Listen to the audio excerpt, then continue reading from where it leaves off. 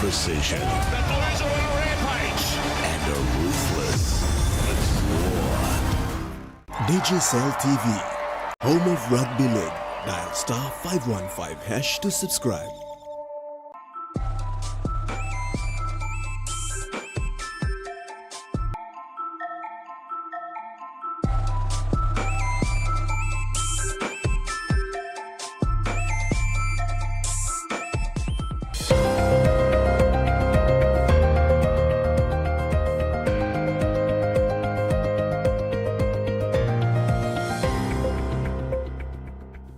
Hello and thanks for joining us for the midday news. Parliament has been adjourned to 10 a.m. April 15, 2025 to allow members to deliberate on a motion of no confidence against Prime Minister James Marape. Parliament reconvened this morning with the Speaker Job Pomat addressing all members of Parliament on the Parliament procedures and process in dealing with its matters. This adjournment provides time for both sides to prepare their arguments and gather support from other members of Parliament. The April 15th session of Parliament will be crucial as it could determine the political landscape in Papua New Guinea, depending on the outcome of the vote. Advising adjourn until Tuesday 15th April 2025 at 10 a.m. at which time the notice of motion of no confidence against our Prime Minister and Member for Tari Open Electorate, Mr. James Marape, MP, will be called on for debate. The question is that the motion be agreed to. Those in favour say aye. Aye. Those against say no. The ayes have it. Honourable members, Parliament is now adjourned to 15th April, Tuesday at 10 o'clock in the morning. The Harrier Medical Store in Leh, Marabe Province, has issued an immediate recall of aminophenine drugs until it confirms with the supplier its validity. All health facilities that had recently received the aminophenine tablets were urged to refrain from using them for the meantime until they confirm with their supplier if it is safe to use. AMS supplies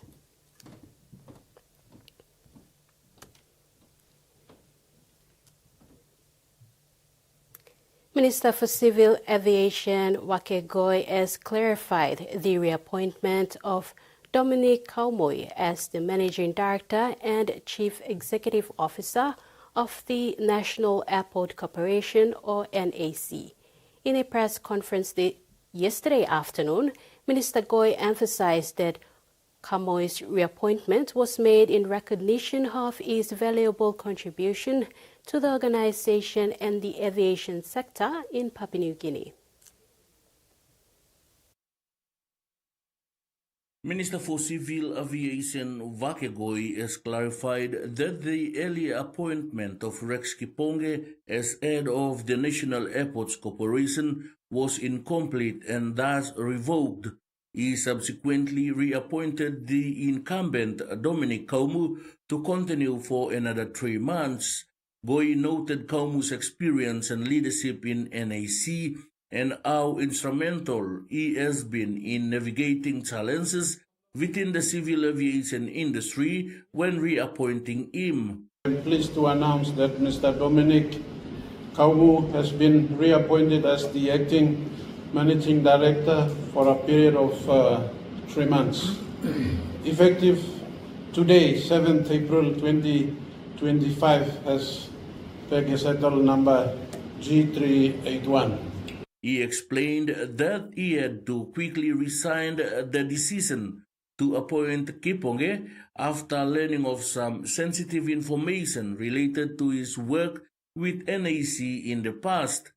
I didn't ask even PM or deputy or anybody. I just went ahead because the time was about to, so I just wanted to find some suitable people that will replace or will have this fellow continue. So that's what I done. But it's not a political mess that I wanted to create. Goy sincerely apologized for the confusion created and pledged to work with Kaumu going forward until a substantive appointment is made. An apology, or I give my apology to the country and to, Rex family and maybe family members, the population in general. I said, because the time was running, we tried to rush things, but then things pop in and, stop the process. The fastest way you can do is reappoint the same fellow to continue while we get some other things in order. Minister Goy further expressed confidence in Kaumu as he continues to drive improvements in the management of airports, ensuring they meet international standards and enhance safety and efficiency. Safety and security of the department that I was in, we wanted to make sure that we have someone, continuous, not that we create some gap. The minister's clarification comes amid discussions regarding leadership stability and the future direction of NAC, which plays a crucial role in supporting the country's economic growth and connectivity. Freddie Mo, TV1 News. The recent circulation of the AI-generated video showcasing an altercation between Bougainville presidents Ismail Torama and Prime Minister James Marape has not gone well with the president of Arab, Ismail Torama. President Torama warned that such reckless use of artificial intelligence and a social media platform has the potential to damage the hard-earned trust and mutual respect between Bougainville and Papua New Guinea. He emphasized that while freedom of expression is a democratic value, it is also a privilege that comes with responsibility. Torahama urged the public, especially content creators and users of emerging technologies, to reflect on the ethical implications of their digital actions. The president also made a call to NICTA to get to the bottom of this. Papua New Guinea's magisterial services lack the capacity to deliver, says the NCD Senior Provincial Magistrate, Billy Pidu. Pidu said this during the National Development Forum on Law and Order held recently in the nation's capital. When speaking during National Development Forum on Law and Order hosted by the Consultative Implementation and Monitoring Council, or CIMC, recently, Senior Provincial Magistrate for NCD Billy Pidu said the magisterial services lacks capabilities such as manpower, outdated laws that do not deliver services to the people, and funding constraints that are hindering the progress of the magisterial services. It is not only about the court services, the court systems and the court services. It's also about the laws that we rely on. Without the laws, good laws, we cannot deliver our part of services to our people. He further elaborated that the need for having more magistrates is a big factor. However, the process of employing more magistrates often is slow because lawyers have to undergo intensive training to be qualified before they are sworn in as magistrates. Training lawyers comes with funding, which the magisterial services often are unable to meet. Pidu added that the need for effective ICT, such as the amendment of the electoral case management system, needs to be thoroughly looked into because the system is not functioning. We still have a system that is not functioning very well as we expect. For example, we have a case management system, electronic case management system, that has been with us for years and is not delivering. The magistrate added that magisterial services play an important role in the law and justice sector. Therefore, it must be properly funded and resourced to perform its mandated duty. A local pastor from Vabukuri village in Port Moresby is paddling his way across Papua New Guinea, spreading the message of hope, discipline, and transformation. Pastor Laiopoka of the United Church is on a mission to visit prisons, schools, and markets, teaching skills and sharing Christian values aimed at addressing social issues like gender-based violence, corruption, and crime. His campaign, called Cycling Across PNG, combines movements and ministry. One of his most creative projects involves turning old tires into flower pots, teaching recycling and beautification at the community level. This Easter, he and his team will visit Maraguna prison in Alota with gifts and teachings. The Ukraine president says ongoing attacks on Ukraine shows Russia's unwillingness to end the war. With US-backed ceasefire talks making little progress, Ukraine's military is doing all it can to hold the front line. It has just sent a group to the UK for combat medicine training, and reporter Mozu Fraud was invited along to observe. On a property in the north of England, a mass casualty event is unfolding.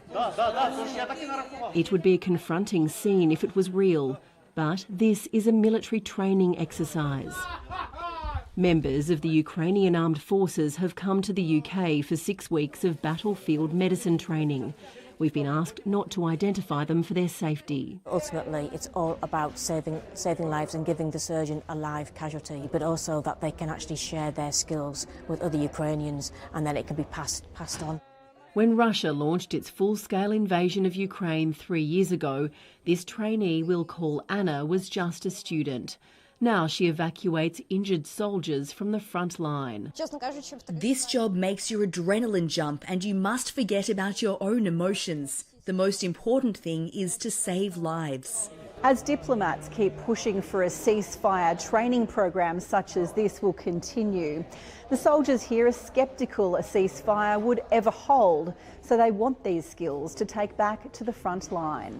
It won't work with Russians. They will not stand ceasefire. They will not follow anything. They do only what they want. So they use the ceasefire only for preparation for next attack. If a deal is reached to stop the fighting, Russian President Vladimir Putin says he'll oppose foreign peacekeepers in Ukraine. But France and the UK hope to put together what they're calling a reassurance force. I'd go to Ukraine tomorrow. Obviously there's talk about British troops going. I'd be happy to go and support my colleagues, our partner nations, in their fight against this. If I could help support a lasting peace in Ukraine, I absolutely would, if that was what was asked of me. For now, they say they'll keep helping Ukraine on British soil for as long as they're needed.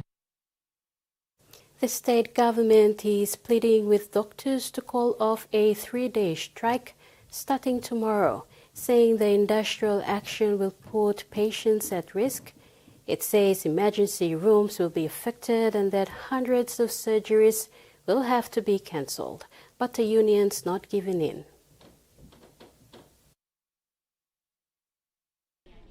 Hospitals have had their share of industrial action, but for the first time this century, it'll be doctors walking off the job. We want to work, but we have been stretched so thin for so long, and our cries for help have fallen on deaf ears. Doctors want a pay rise of up to 30% to achieve parity with other states and territories. They say life-saving treatment will continue during the strike, with staffing levels similar to those of a public holiday or a weekend. When you're talking about thousands of doctors over a 3-day period, there are going to be impacts on patient safety. There are going to be impacts on patients' well-being. We don't need to do this. So yet again this week, patients will face delays for elective surgery. They will face long waits in emergency departments. The government expects the big Sydney hospitals will be worst affected. The Doctors' Union says if the government can identify any critical gaps in care, its members will ensure they're filled. We can't identify the gaps if they cannot be prescriptive around the medical staff that will be on site for us to be able to identify that gaps. It's chicken and egg. The government's warning doctors that not only would a strike be in defiance of the Industrial Relations Commission, it could also threaten their professional insurance or even their registration. It's dangerous for patients and it's risky for doctors. We call upon the Premier to stop the spin, to stop the scaremongering. The government says during the strike, patients should contact the Health Direct hotline or their GP unless it's a life-threatening emergency. And that ends the midday news. To join us at 6 tonight for the main bulletin.